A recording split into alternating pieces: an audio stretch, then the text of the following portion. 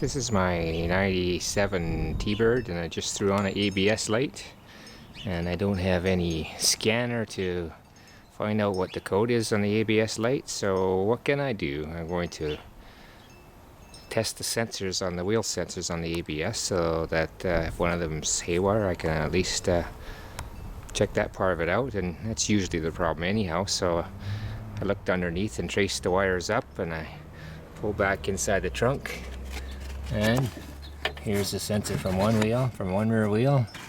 Look over to the other side of the trunk, pull back in here, and there's the sensor from the other wheel. So what I'm going to do is pull these off, jack up the back of the car, spin the wheel with my meter on there, and we'll see if they're both giving a reading. Alright, I jacked the car up, I blocked the front wheels so it can't roll over me. It's a rear wheel drive, so we can check the rear sensors now.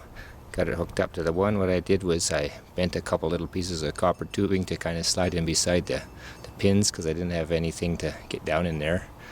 There's some options there. You could go to their parts store and get the proper pin that would, the female pin that would fit over the pin, and extend it out so you get hold of it, or you could go to the auto wreckers and cut off a piece off another sensor and plug it in and bare the wires, or you can improvise with a couple pieces of little copper and bend them and sit them in beside the pins, make sure they don't touch, and set your meter on AC volts. I'm going to go start the car up and spin the wheel. I just jacked one wheel off so that when I do the other side, I'll let that down and jack the opposite wheel off so that it'll be spinning the same speed, because your differential, if you jack both wheels off, it'll take care of it'll spin at different speeds, so you won't really get a true reading. See if the sensors are reading the same.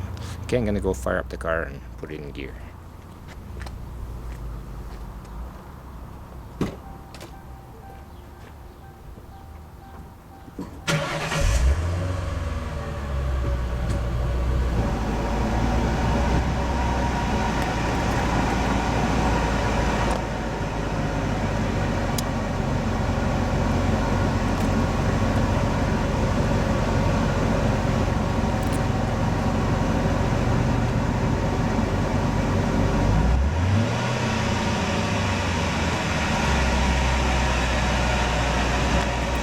Side seems to be working quite well, so I'm going to reconnect on the other side and we'll check that one.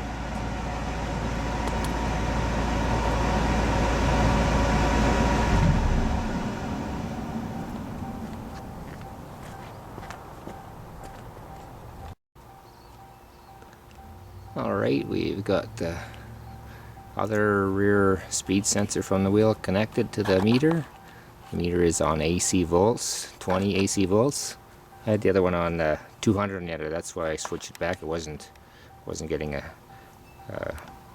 accurate enough signal, so I went down to the 20 volt signal. And so we're going to fire it up and see what kind of signal we get out of this wheel. Hopefully it'll go from, when it's idling, around 60, what the other one was, up to, when I rev it up, about 1.45. We'll see what happens.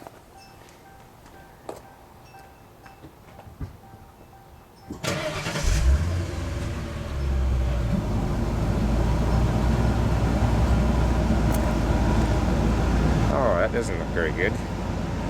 0.09. I'll rev it up.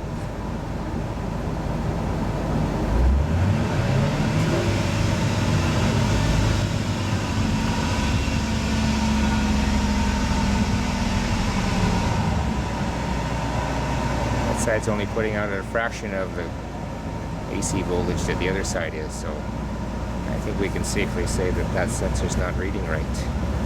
I'll go underneath and check the clearance on the reluctor wheel, see if the sensors may have been damaged, and I'll go down to the store and buy a new sensor and try it again. I'm pretty sure that's where we find our trouble. So that is how you check your sensors. If you don't have a scanner to be able to drive it on the road and check your wheel speeds with a scanner, you can always hook your meter up like this and do it the hard way. Talk to you later. Here we are under the car. This is the rear differential of the car, and these are the, you can see the reluctor wheel up here. And this is the wheel that the sensor is on. I'm going to go underneath and see if I can show you the sensor. And it's just a little magnetic, or a little pickup with windings in it, that when those teeth of the electric wheel pass the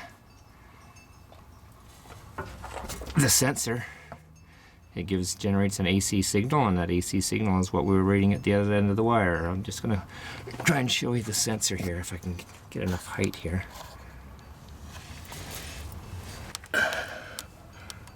Okay, this is the sensor here, and you can see it's bolted onto the differential housing, and the sensor rides very close. There's an air gap between the sensor and the reluctor wheel, and that air gap is just sufficient to keep it from touching. And if it's too far, of course, you'll lose your signal and you'll have dropout, but this all seems to be good, so we'll change the sensor and go from there. Try it with the new one, and I'm pretty sure we'll have our ABS light off. Okay, bye for now.